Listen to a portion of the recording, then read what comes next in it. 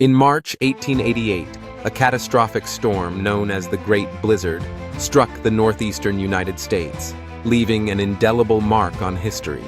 Beginning on the 11th, the storm unleashed ferocious winds and snow, creating drifts towering over rooftops. The blizzard paralyzed cities from New York to Boston, with some areas receiving up to 50 inches of snow. Communication lines were crippled, and transportation ground to a halt, trapping thousands in homes and businesses. In just 36 hours, over 400 lives were lost, and rescue efforts became nearly impossible. This monumental weather event prompted immediate reflection on urban planning and transportation systems.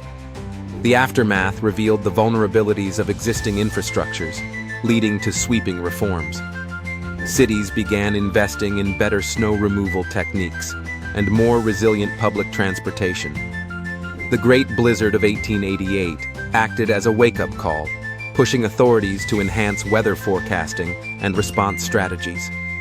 This historic storm not only shaped the future of urban infrastructure, but also ignited discussions about the relationship between human society and the formidable power of nature, marking a crucial turning point in American history.